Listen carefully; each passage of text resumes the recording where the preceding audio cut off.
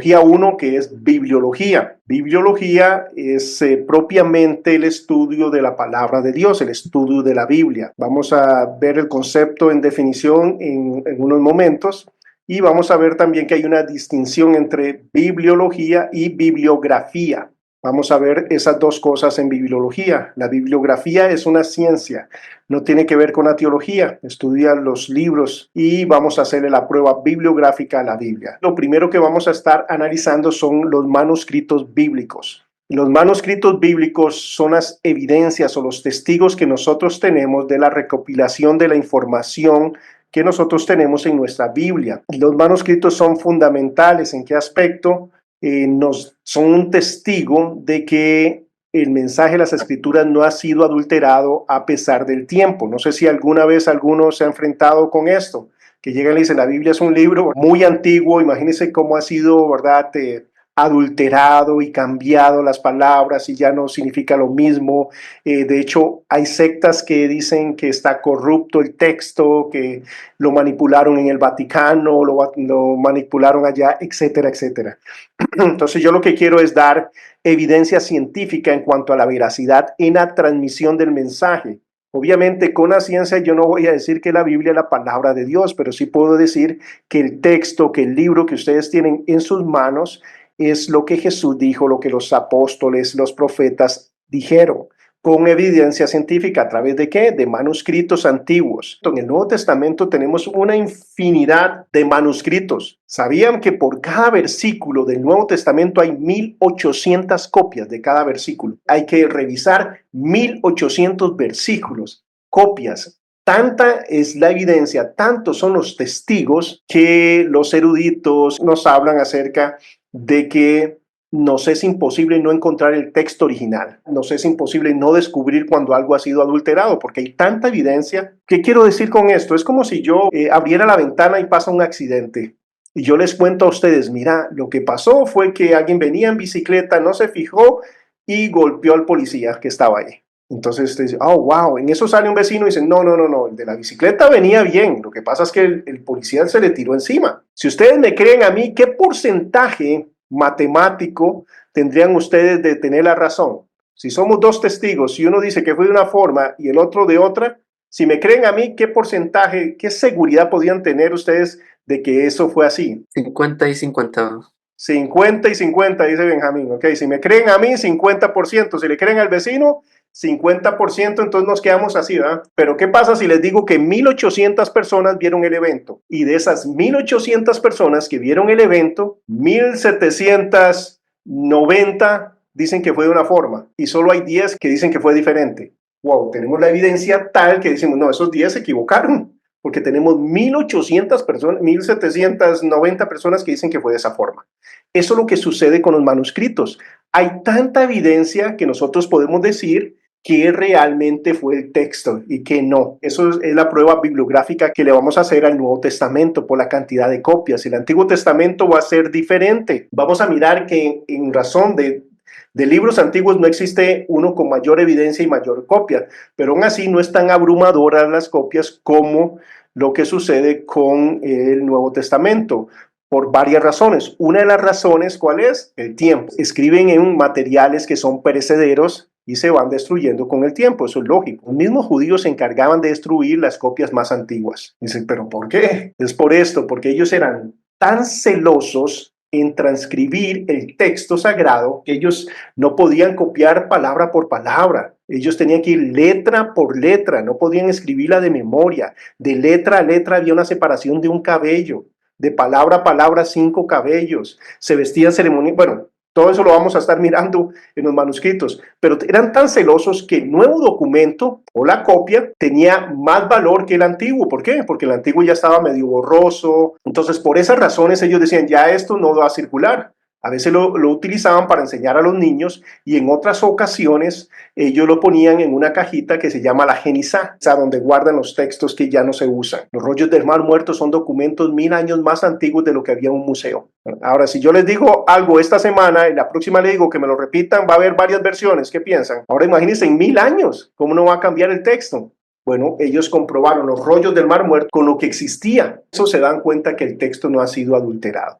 Entonces, vamos, esas evidencias son importantes para nosotros poder decir categóricamente, científicamente, no estamos hablando de fe, sino estamos hablando de bibliografía que podemos demostrar por la documentación que existe que el texto se ha preservado. ¿Qué quiere decir esto? Cuando Jesús dice, vengan a mí los que estén cansados y cargados, que yo los haré descansar, Jesús lo dijo. De otra cosa es que usted le crea o no que Él es Dios, pero sí lo dijo y lo podemos comprobar por medio de esa evidencia histórica que existe en los museos. Con el estudio de los manuscritos vamos a hablar acerca de eso. ¿Por qué? Porque alguien viene y nos dice, ¿saben cuántas variaciones hay en el Nuevo Testamento? 400,000. Bart Ehrman, que es un agnóstico, que es erudito, y él declara, el Nuevo Testamento tiene 400,000 variaciones. O sea, cambios, diferencias en los textos. Ahora, cuando yo te estoy diciendo que es un solo versículo, tienes que revisarlo 1800 veces. Imagínate las posibilidades que hay. En realidad serían muy pocas si fueran en todas esas variaciones. Pero de esas variaciones, 380,000 variaciones simplemente son aspectos como, por ejemplo, Juan. Juan se puede escribir con una N o con dos N. Entonces, hay un texto que lo pone con una N, hay otro texto que lo pone con dos N, pero ¿cómo traduces Juan, por ejemplo, John, si fuera en inglés? Si pones John con dos Ns, ¿cómo lo traduces? Juan. Si lo pone con una N, ¿cómo lo traduces? Juan, porque está hablando de Juan. Y no hay un cambio de fondo en la doctrina ni nada de ese tipo. Pues esas variaciones no cambian absolutamente nada el texto, sino que en ciertas regiones ¿verdad? Se escribía con dos N y en otras se escribía con una N. Eso no son variaciones importantes y vamos a estar hablando acerca de todo eso, pero en primera instancia donde alguien te dice, tienen 400,000 variaciones, y no, a mí me habían dicho que la Biblia no tiene ninguna variación, que es exacto el texto. Nos pueden mover el piso, diríamos nosotros. Nos podemos quedar como, wow, ¿en serio? Por eso es importante tener este conocimiento porque nosotros también transmitirlo a otras personas. Y lo que nos va a dar es más apreciación hacia la palabra de Dios. Luego vamos a hablar acerca de la inspiración de la escritura, que la escritura proviene de Dios. El origen de la palabra de Dios es Dios. El valor que tiene la Biblia no es que adoramos la Biblia, sino el mensaje como tal, porque es el mensaje de Dios, es la sabiduría y la revelación de Dios hacia nosotros. Ese es el valor de la escritura y vamos a estar hablando acerca de la inspiración que es Theos Neustas, o sea, exhalada por Dios. Hay inerrancia de las escrituras también. Inerrancia significa que la Biblia no tiene errores. Hay personas que creen que la Biblia viene de Dios, pero que puede tener errores. ¿Eso sería contradictorio o no? Sería ilógico que yo te estoy diciendo que este libro proviene de Dios, pero que hay cosas que están equivocadas. Bueno, hay gente que piensa así. Hay gente que piensa que en aspectos históricos o geográficos y cosas de ese tipo, la Biblia puede cometer errores. Un Dios perfecto que nos dé información falsa. Cuando nosotros hablamos de la inerrancia, nosotros también podemos tomar la ciencia como la arqueología y mirar que todos los descubrimientos arqueológicos reafirman lo que la Biblia decía. Los arqueólogos hacen lo que haríamos nosotros cuando tenemos que armar un rompecabezas. ¿Qué es una buena clave para armar bien el rompecabezas? Lo primero que es ver la foto completa. Cuando yo veo la foto completa de lo que yo voy a armar, empiezo a mirar, mira que hay un lago. ¿Qué pasa con el lago? Uy, todas las piezas azules van a un lado. ¿Verdad que nos ayuda a montones ver todo el cuadro?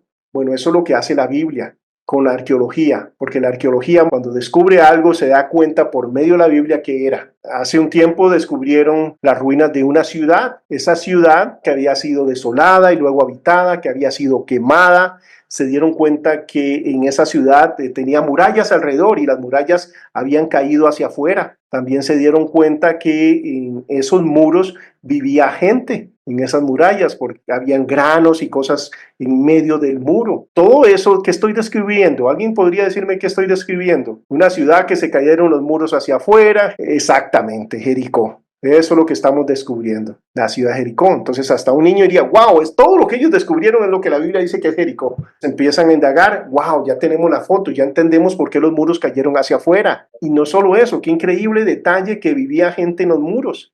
Recuerda que Rahab vivía en el muro. Bueno, descubrieron que en los muros sí vivía gente porque tenían acumulación de granos y cosas ahí, ¿verdad?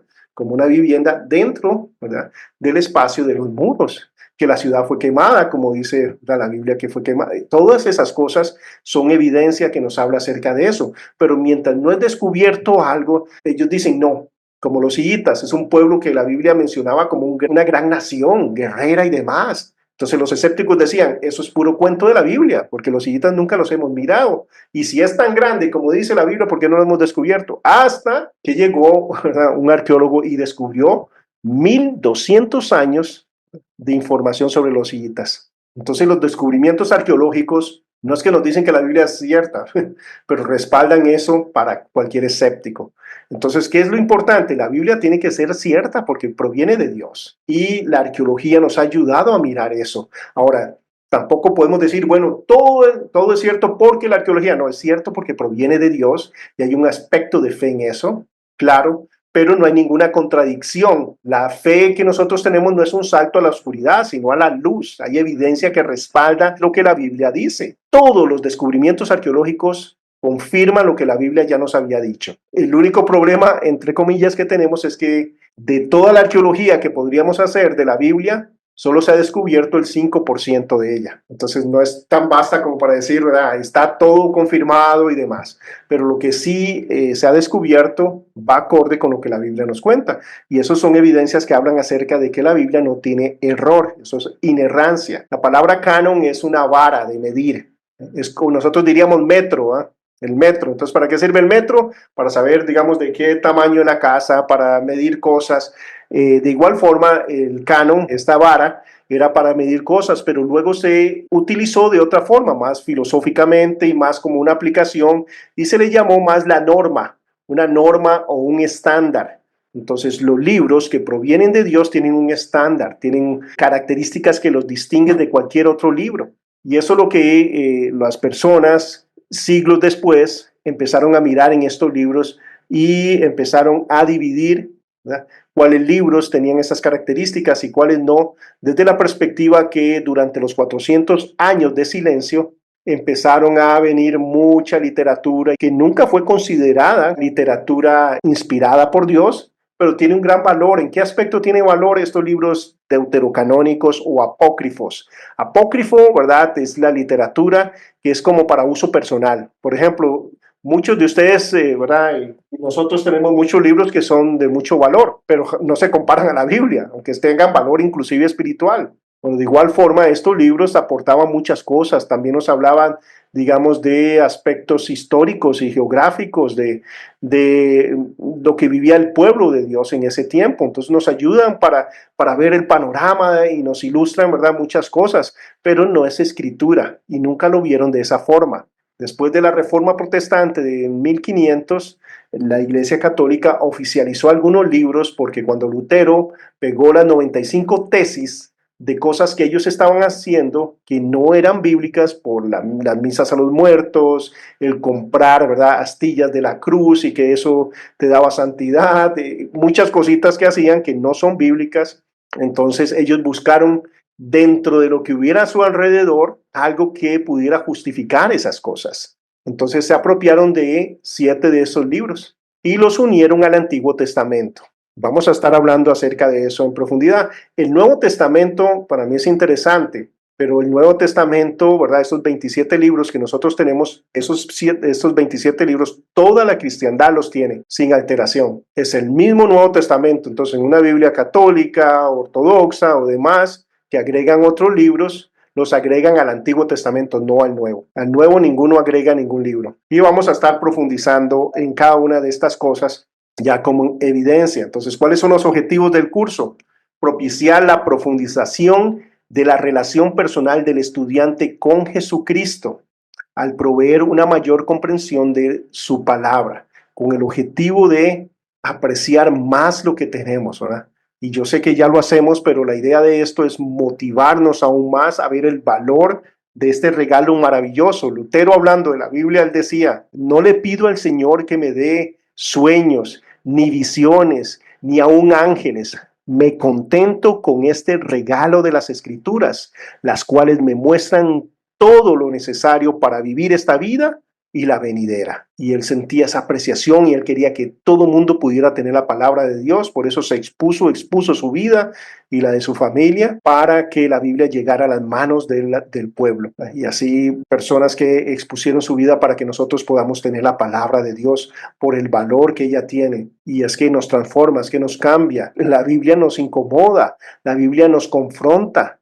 La Biblia nos aclara, mientras que toda la sociedad dice que el problema es la sociedad, que es este mundo, que el problema es el gobierno. La Biblia dice que el problema soy yo, que no es el ambiente, sino que mi problema es mi corazón, que mi problema no es el autoestima. Mi problema es que necesito nacer de nuevo, necesito ser no cambiado, no mejorado, regenerado. Que el problema del ser humano es su corazón, eso es lo que dice. Me dice, Víctor, su problema no es que lo hagan enojar, no son los demás. Es usted y su actitud ante esas cosas. Es la Biblia la que penetra y nos dice, nos encara que necesitamos, que debemos entender que debemos someternos a Dios, que solo hay una forma de ser salvo, solo una forma, que Dios tiene el plan perfecto para nosotros. Si rechazamos ese plan, no vamos a ser salvos, que nosotros debemos someternos a Dios. Dios no es ese ídolo que se presenta mucha gente en muchos lugares, que está ahí para hacer cumplir nuestros deseos. No, eso es una película, se llama El genio, de la lámpara maravillosa,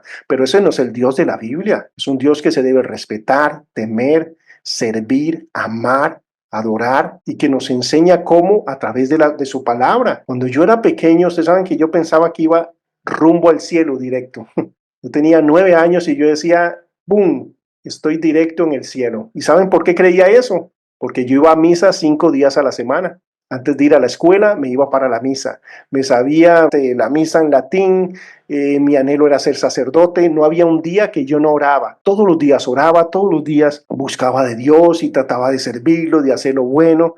¿Y saben qué dice la Biblia donde estaba yo? Rumbo a un infierno eterno. Y yo me creía cercano a Dios. Yo oraba, pero al cielo raso. ¿Por qué?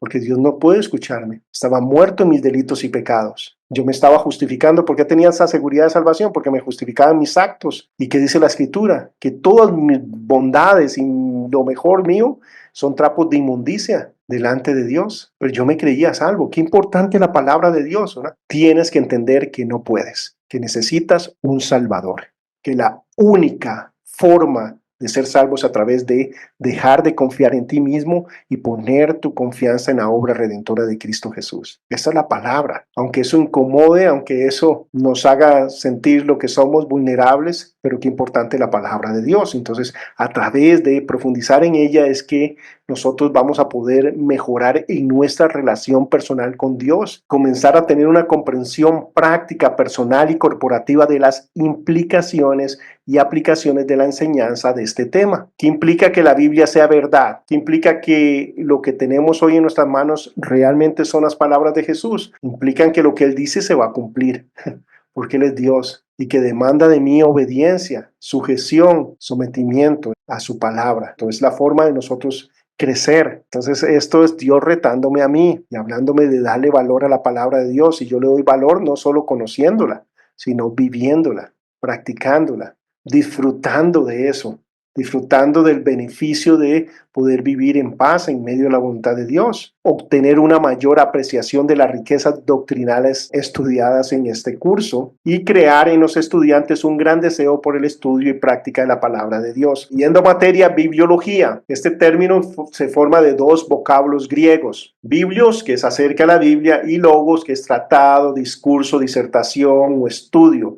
Siempre vamos a mirar esto en las palabras griegas, que es una composición. Cuando hablamos de teología, teos es Dios, logía, discurso, estudio. Entonces, ¿qué es? Un estudio acerca de Dios. Escatología, escatos es últimos tiempos, logía, estudio, discurso ¿de qué? De los últimos tiempos. En este caso, bibliología, que es un estudio de la Biblia. Y bibliografía, la otra palabra que no tiene nada que ver con un aspecto teológico, sino que es una ciencia que estudia los libros en su aspecto técnico e histórico. Vamos a hacer la prueba bibliográfica a la Biblia para demostrar que podemos confiar en la transmisión del texto. ¿Qué vamos a demostrar? que el texto no ha sido adulterado, que cualquier adulteración la podemos inmediatamente reconocer. El origen de la palabra Biblia viene de biblión, que significa papiro, papiro para escribir, de eso viene del griego. Biblio significa rollo de papiro. Y Biblia posteriormente se hizo femenina y singular, porque realmente lo que significa son los libros o los tomos o los rollos, porque la Biblia es un compendio de 66 libros, no es uno solo. Biblios fue el nombre que le dieron a la ciudad fenicia de Gebal, que se menciona en Ezequiel 27:9, situada a 40 kilómetros al norte de Beirut, en Líbano. Era el lugar más importante del tráfico de papiro traído de Egipto. El papiro de Egipto es el papiro de mejor calidad que existía y demás.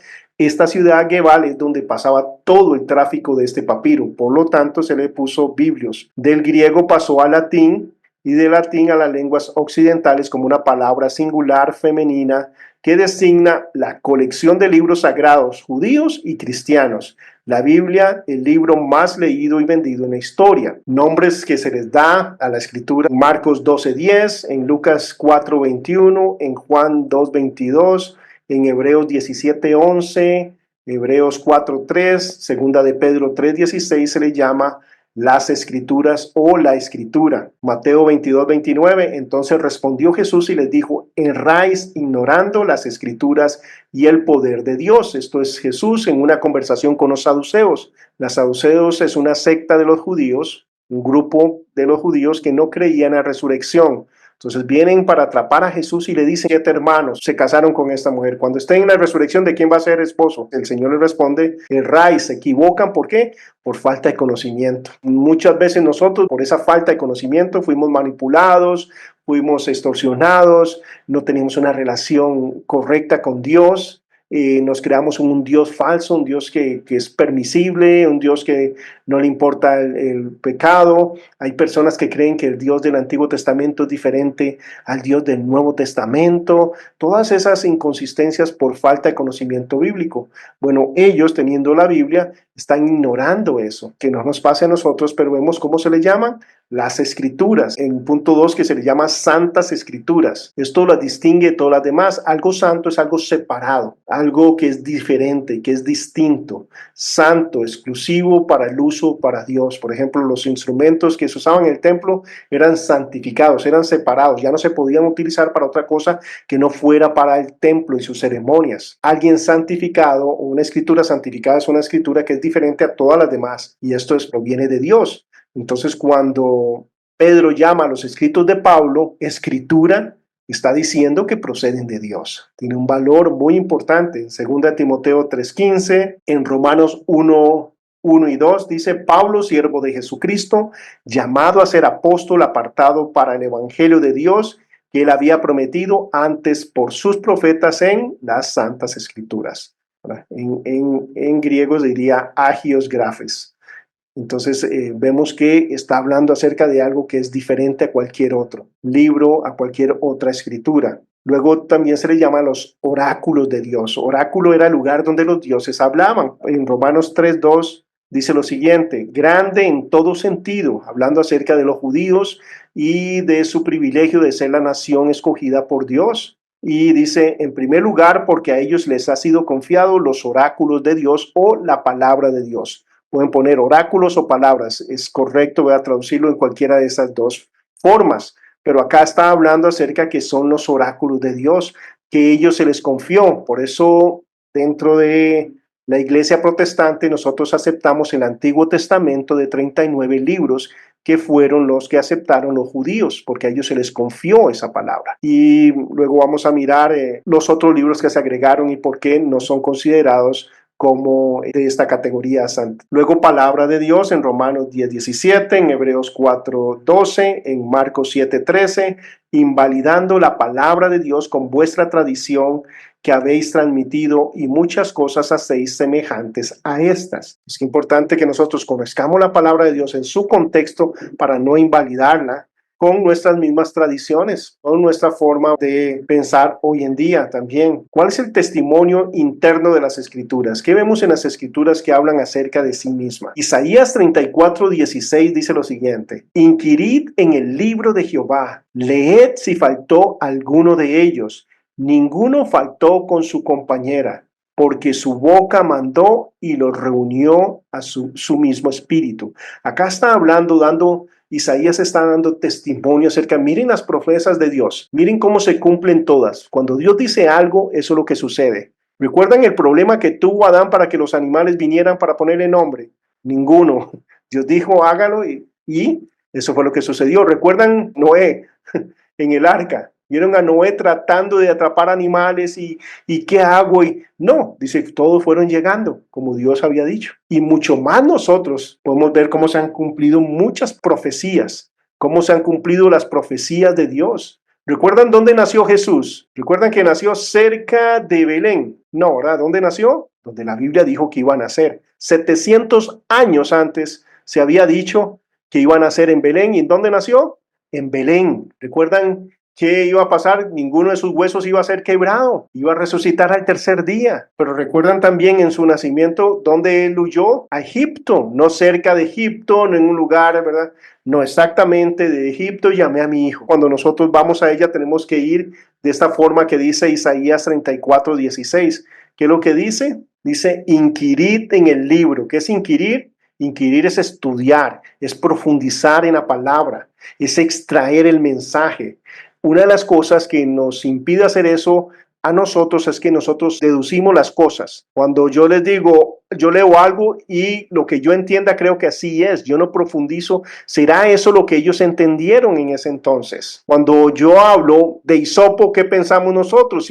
Si no tenemos un conocimiento de Israel o bíblico, si yo hablo de hisopo, ¿saben en qué estoy pensando? En algo para limpiarme los oídos o en algo para limpiar botellas o inclusive para el baño. Eso es lo que pienso de hisopo. Pero si vamos a Israel, si vemos en tiempo que era un hisopo, una planta. ¿Para qué se usaba esa planta? Se usó para pintar los dinteles de la puerta cuando pasaba el ángel de la muerte en Egipto. Esa planta se usaba para las ceremonias de santificación. Esa planta también se dice que tiene poderes medicinales y se puede hervir y demás. Entonces es muy diferente lo que significaba hisopo para ellos que lo que significa para mí. Cuando dice inquirir, nosotros tenemos que profundizar en el texto. Ahora, ¿qué es lo importante de profundizar en el texto? Que vamos a ser edificados. Primeramente vamos a tener lo que realmente significa el pasaje, de qué es lo que está hablando el pasaje. Eso es importante porque si yo leo un libro de hace 50 años en español, las palabras han cambiado. Ahora imagínense en un libro de 2000 años. Por ejemplo, la Reina Valera traduce la palabra dulos como siervo. ¿Qué significaba hace 500 años la palabra siervo? Alguien que servía, alguien que no tenían que preguntarle, por favor, no, alguien que lo mandaban a hacer algo, ese es un siervo. Vaya y haga eso, traigan aquello, traigan. Eso era un siervo. Entonces para ellos era la traducción correcta, pero hoy en día la palabra siervo viene a ser más como un título. El siervo de Dios, corran en la silla, el siervo amado, el siervo. Tiene otra connotación. En realidad la palabra literalmente significa esclavo. Esa es la palabra doulos. Y qué importante ir al texto porque cuando yo estoy un domingo con una persona en la calle, donde quiera, hablando del Señor, la persona no está ahí o llega a la iglesia para escuchar mi mensaje, sino el mensaje de Dios. Y eso lo que implica es que nosotros trabajemos en el texto, que yo entienda qué es lo que el Señor quiere decir. Qué importante que seamos responsables en valorar eso, en inquirir. Por ejemplo, tan simple como esto, yo me reúno con un muchacho, estamos estudiando Primera de Pedro. En Primera de Pedro, en el capítulo 2, en versículo 13, nos habla de que debemos sujetarnos a nuestras autoridades, ¿no? Al rey, o sea, al presidente, etcétera, etcétera. Ahora, si yo les digo a ustedes en general, ¿ustedes se sujetan a sus autoridades? ¿Qué dirían? Yo creo que la mayoría diríamos que sí. Pagamos impuestos, hacemos lo que tenemos que hacer, cumplimos con las leyes de tránsito, con todo lo que tenemos que hacer. A nivel general estaríamos cumpliendo eso. Entonces, como si, bueno, ese pasaje no es para mí porque yo no ando organizando huelgas contra el gobierno, yo no ando... Pero la palabra sujetarse, ¿qué implica? Algo que yo doy, no es algo que me imponen. Cuando hablamos de sujeción es algo que yo puedo dar. Nadie me puede exigir a mí sujetarme. Me pueden someter, que es diferente. Por ejemplo, si yo no pago impuestos, voy a la cárcel, pero sujetarme es diferente. Sujetarme es algo que puedo hacer yo. ¿Cómo yo sí me sujeto a esa ley? Haciéndolo sin protestar. ¿Alguien aquí ha criticado al gobierno? Con razón no quieren abrir las cámaras, ¿ah? ¿Qué sería sujetarme al gobierno? hacerlo sin criticar. ¿Han visto los pasajes donde dice critica al gobierno? ¿Han visto el pasaje que diga eso? No. ¿Qué es lo que tengo que hacer yo con el gobierno? Orar por mis gobernantes. Eso es lo que tengo que hacer. Vemos que solo profundizar un poquito en el texto, ya me doy cuenta que tengo que arrepentirme y que tengo que hacer un cambio en mi vida, ¿verdad? Porque lo hago, pero lo hago protestando, hablando esto y el otro y que la corrupción y todo lo demás. Eso no es mentira. Y no es que no vea eso, pero el asunto es sujetarme y decir, bueno, Dios me puso en esta situación, a menos que fuera en contra de la palabra de Dios, ¿verdad? Y eso es bíblico, ¿verdad? Cuando el gobierno va en contra de lo que Dios dice, uno va a obedecer al Señor. Pero en los niveles generales no es la situación. Entonces, ¿qué hago yo? Sujetarme implica no solo hacerlo, sino hacerlo con actitud correcta y orar por ellos, ¿verdad? Que ya ahí ya cambia el asunto. Eso es profundizar, eso es inquirir, meterme en la palabra de Dios. ¿Transforma mi vida o no cuando yo hago este ejercicio? Sí, si no paso por alto el asunto y yo pienso que estoy bien y ya. Y la palabra tiene tanto poder cuando yo la aplico, no solo la leo, no solo estoy de acuerdo, no solo la creo, sino la vivo. Realmente me hace mejor en todos estos aspectos. Efesios 6:17 dice que es la espada del Espíritu. Que la espada del Espíritu es la palabra de Dios, o sea, es algo para defenderme. ¿En qué me defiendo? En mis pensamientos. De tanta basura que viene, meto la verdad de Dios, saco la mentira del mundo y meto la verdad de Dios. Desde pequeño me dijeron que un hombre es el mujeriego, el que toma, el que pelea. El Señor me dice, no, es alguien de integridad, que se someta a mí, que ama al prójimo, que respeta a su familia, que la cuida, etcétera, etcétera. Eso no es lo que yo veo en televisión, ¿eh? No es lo que me dice la sociedad. Entonces, qué importante sacar la mentira y meter la verdad. Y eso era la espada del Espíritu, es la que me ayuda en eso. ¿Cómo se defendió Jesús en la tentación? ¿Cómo venció la tentación? Con la palabra de Dios. Pero ojo, el enemigo también la usó, ¿verdad? Qué importante conocerla, usar la palabra en su contexto. No es nada nuevo que la gente saque fuera de contexto un pasaje bíblico. El enemigo lo hizo. La Biblia dice que van a ver ángeles. Tírate, tírate. Hebreos 4:12 dice, porque la palabra de Dios es viva y eficaz, más cortante que toda espada de dos filos y penetra hasta partir el alma y el espíritu y las coyunturas y los tuétanos y discierne los pensamientos y las intenciones del corazón. ¡Wow! Llega hasta ahí. Es la palabra de Dios que me dice, el problema eres tú, no son los demás. La palabra de Dios es la que me dice, el que tiene que mostrar a Cristo eres tú. No esperes que todo mundo muestre a Cristo, muéstralo tú. El que tiene que ir y saludar a las personas eres tú. No busques que todo el mundo te salude a ti. El que tiene que orar por otros eres tú. No esperes que todo el mundo ore por ti. Eso es lo que hace la palabra de Dios. Dice, usted un día va a estar delante de Dios, Víctor, y nadie más va a estar ahí. Usted quiere escuchar, buen siervo y fiel. Sobre poco me fuiste fiel, sobre mucho te pondré. ¿Quieres escuchar eso? Bueno, vive para ese Dios, presentándote tú y haciéndote tú lo que te corresponde, no buscando que los demás lo hagan. Segunda Timoteo 3:16 es donde tomamos el aspecto de la inspiración. Dice, toda la escritura es inspirada por Dios. La palabra inspirada en el griego es teus neustas. Y eso es lo que habla teus es Dios, neustas es soplo, soplada, exhalada por Dios. Entonces, ¿qué es lo que me dice? Que la escritura de dónde proviene, de Dios. Ahora es claro. Alguien aquí pensaría en un Dios que es un ser en tres personas. Alguien aquí pensaría en un concepto como la eternidad, o sea, algo que no tenga un principio y no tenga un fin, que siempre haya existido. Hasta me duele la cabeza de solo pensar en eso. Algo que no tenga un principio ni un fin. O sea, un ser en tres personas. ¡Wow! O sea, son conceptos que nunca lo vamos a ver en ninguna de la literatura extra bíblica. El ser humano, así ya saben cómo eran los dioses. Eran más hombres que otra cosa, ¿verdad? Si no, veamos todo el mausoleo, ¿verdad? Romano, veamos todo la mitología griega y demás. Esas eran las clases de dioses que el hombre se imagina. Hoy en día se imagina un genio que está ahí solo para cumplir los deseos de las personas. Otros un dios que llegó a ser dios a través del esfuerzo y demás, etcétera, etcétera. Ese es el ser humano, ¿verdad? Pero entre más nos metemos en la escritura, más profundizamos en conceptos. ¿Cómo es posible que un libro escrito hace miles de años nos habla acerca de un Dios que es fuera del espacio, del tiempo y de la materia? ¡Wow! Entonces, ¿cómo se describe el Señor? Y nos dice que toda la escritura proviene de Dios, o sea, es inspirada por Dios y es útil ¿para qué? Para enseñar, para redarguir, para corregir, para instruir en justicia. O sea, está todo lo que yo necesito ahí. ¿Cuál es el fin de la palabra de Dios? Que el hombre sea casi perfecto. No, ¿qué dice? Que sea como perfecto, o sea, si queremos perfección, en la palabra de Dios la encontramos. ¿Qué significa esta palabra perfección? ¿Que no hay falla? No, Lo que significa perfección es lo que sucede con un vehículo cuando está en la carretera. ¿Cuál es el propósito del vehículo? Transportarnos de un lugar a otro.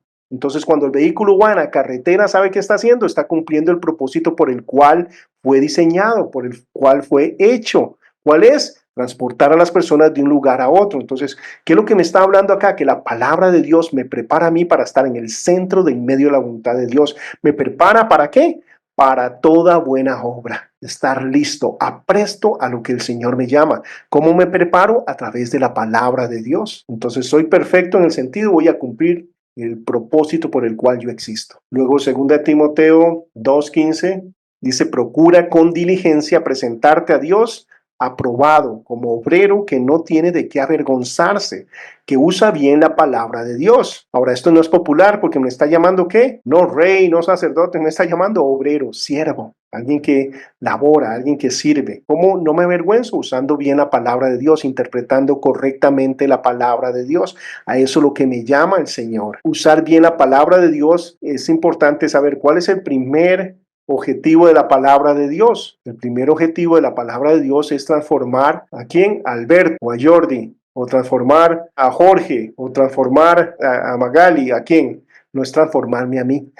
Usar bien la palabra de Dios implica aplicarla primero a mi vida, entender que está hecha para mí. Somos tan espirituales en los problemas de los demás y le podemos disparar 1000 versículos a las personas de lo que tienen que hacer ellos y cómo tienen que cambiar y demás, pero en nuestras propias vidas muchas veces no es así. El primer objetivo de usar bien la palabra de Dios es usarla para mí mismo, entender que está ahí para mejorarme, para cambiarme, para transformarme, para renovarme, para sacar mentira y meter verdad. Somos transformados y ni siquiera nos estamos dando cuenta de esos cambios. Josué 1:8, y esto es importante cuando hablamos acerca del canon, dice, nunca se apartará de tu boca, ¿qué? No los dichos. Hay personas que dicen que la Biblia era dichos, que alguien le decía a otro y otro se decía a otro, que son tradiciones orales. No, veamos acá que ¿verdad? Desde el tiempo de Moisés, que muchos decían que no había escritura hasta que descubrieron una estalatita, ¿verdad? Una piedra grabada que era del año 1400 antes de Jesucristo y demás. Encontraron evidencia que ya había escritura en el tiempo de Moisés. Antes decía que no existía escritura en el tiempo de Moisés y que entonces que esto era mentira. Como ya descubrieron, entonces ya no pueden decir eso. Ahora, ¿qué es lo que dice aquí?